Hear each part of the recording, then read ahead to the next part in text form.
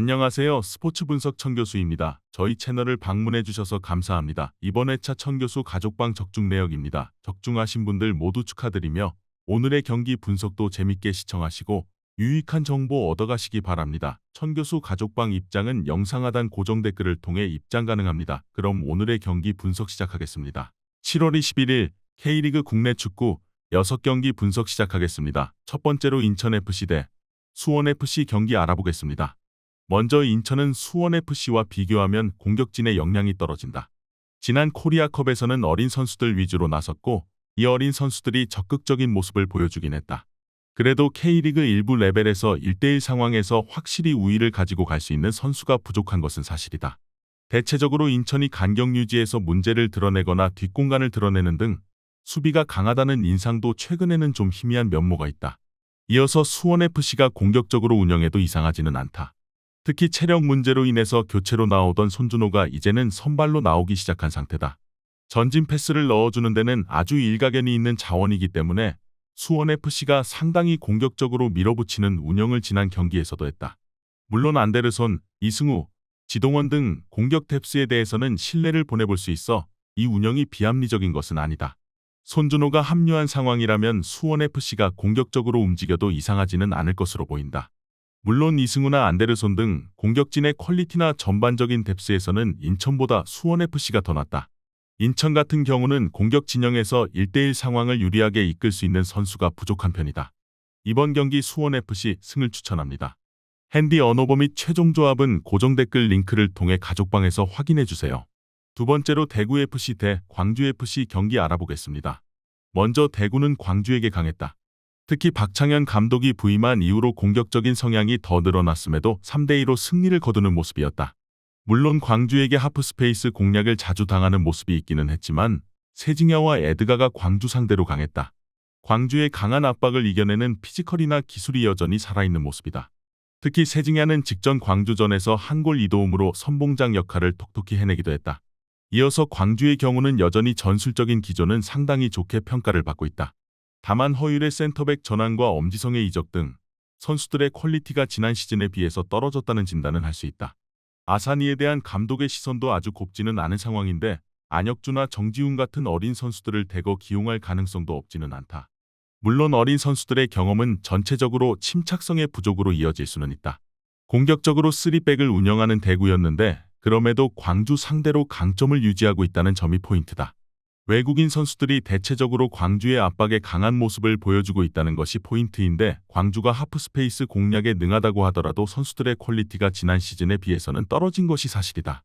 이번 경기 대구FC 승을 추천합니다. 핸디 언어버 및 최종 조합은 고정 댓글 링크를 통해 가족방에서 확인해주세요. 경기 분석 잘 보고 오셨나요? 다음 경기 분석 보시기 전에 천교수 가족방 입장하시는 법 안내해드리도록 하겠습니다. 첫 번째로 영상 하단 댓글을 클릭해주세요. 두 번째로 링크를 클릭하신 후 세 번째로 채팅 참여하기 클릭하셔서 문의 주시고 답장 기다려주시면 됩니다. 남은 영상 유익한 정보 얻어가시길 바라며 이어서 다음 경기 분석 시작하겠습니다. 세 번째로 FC서울 대 김천 상무 경기 알아보겠습니다. 먼저 서울은 김천을 상대로는 전체적으로 강한 모습을 보여주었던 편이었다. 다만 김천을 상대로 승리를 한 매치에서는 강한 압박을 필두로 상대의 중앙 공 투입을 차단하는 것으로 대응했었다. 문제는 이승모도 부상으로 빠졌고 유일한 3선이라고 할 수 있는 류재문은 주중 경기에서 풀타임을 치렀다는 것이다. 결국 서울이 에너지 레벨을 보장하기 어렵다는 이야기인데 강상우 등 수비 선수들도 예외는 아닌 것으로 보인다. 이어서 김천은 여전히 승승장구하고 있다.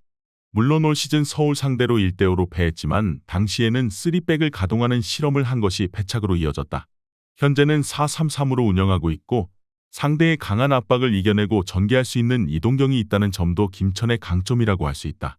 이동경도 최근 2경기에서 한 골 1도움으로 활약하는 등 미드필더에서의 적응력도 꽤 빠르다. 서울이 김천을 상대로 잘했을 때에는 강한 중앙 압박으로 공을 전달하는 것을 막아버리는 케이스였다. 다만 현재 전반적인 선수들의 지친 흐름이 상당히 아쉽다. 김천은 이동경이 전개나 득점에서 3선에서의 역할을 잘 해주고 있다. 두 팀이 접전을 펼칠 것으로 보인다. 이번 경기 무승부를 추천합니다. 핸디 언어버 및 최종 조합은 고정 댓글 링크를 통해 가족방에서 확인해주세요. 네 번째로 대전 시티즌 대 포항 스틸러스 경기 알아보겠습니다. 먼저 대전의 전체적인 흐름은 뒷심의 부족함에서 기인하고 있다. 최근 두 경기에서 선제 득점을 기록한 쪽은 대전이었지만 이것이 후반전에 뒤집히면서 흐름을 타지 못하고 있다. 사실 포항이 늘 뒷심에서는 상당히 뚜렷한 힘을 보여주고 있어 포항에게 후반 실점으로 인해서 사단이 나는 경우가 잦다. 최근 두 번의 대결에서도 대전이 먼저 골을 기록했지만 포항이 이것을 따라잡으면서 승리를 캐내지 못했던 케이스였다. 이어서 대전은 포항 상대로는 고양이 앞에 쥐나 다름이 없다. 포항의 특징은 상대가 공격적으로 나서는 상황에서 압박을 이끌어내고 공간을 넓게 사용하는 데 능하다. 황선홍 체제의 대전도 여전히 공격에 초점을 맞추고 있는 상황이라서 포항 입장에서는 상성이 좋다. 전적 역시도 최근 15경기로 범위를 넓혀도 포항이 11승 3무로 압도적인 전적을 기록하고 있는 모습이다. 대전이 공격적으로 가면서 선제골을 넣는 것까지는 되고 있다. 다만 이를 지키는 데는 부족한 모습이다. 포항을 상대로도 상대의 뒷심에 밀리면서 선제골이 무용지물되는 경우가 자주 일어나는 편이다. 포항의 후반전 힘과 상성에서 앞서는 요소를 기대해볼 여지가 크다. 이번 경기 포항 스틸러스 승을 추천합니다. 핸디 언어버 및 최종 조합은 고정 댓글 링크를 통해 가족방에서 확인해주세요. 경기 분석 잘 보고 오셨나요? 다음 경기 분석 보시기 전에 천교수 가족방 입장하시는 법 안내해드리도록 하겠습니다. 첫 번째로 영상 하단 댓글을 클릭해주세요. 두 번째로 링크를 클릭하신 후 세 번째로 채팅 참여하기 클릭하셔서 문의 주시고 답장 기다려주시면 됩니다. 남은 영상 유익한 정보 얻어가시길 바라며 이어서 다음 경기 분석 시작하겠습니다. 다섯 번째로 충남 아산 대 안산 그리너스 경기 알아보겠습니다.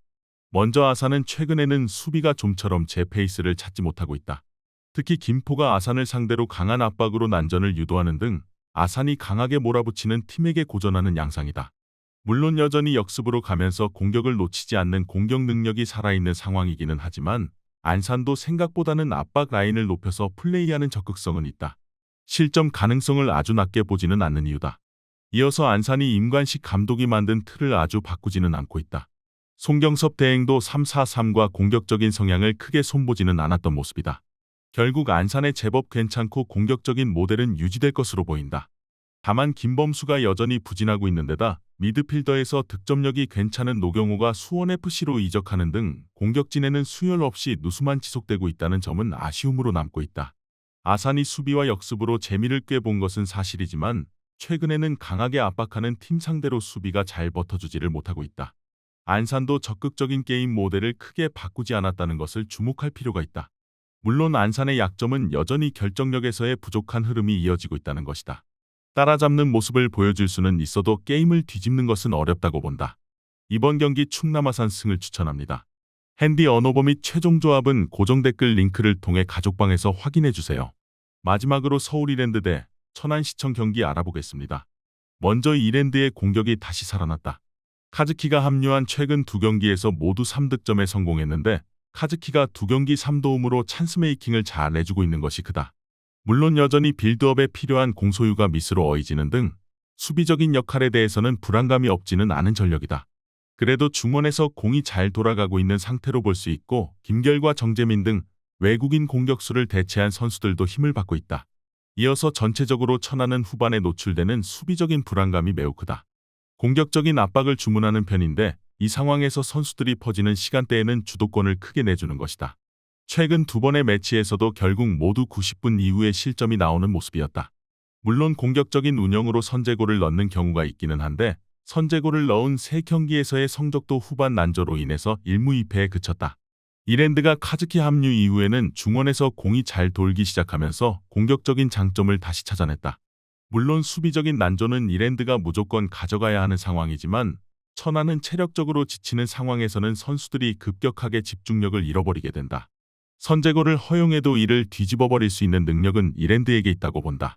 이번 경기 서울 이랜드 승을 추천합니다. 핸디 언어버 및 최종 조합은 고정 댓글 링크를 통해 가족방에서 확인해주세요.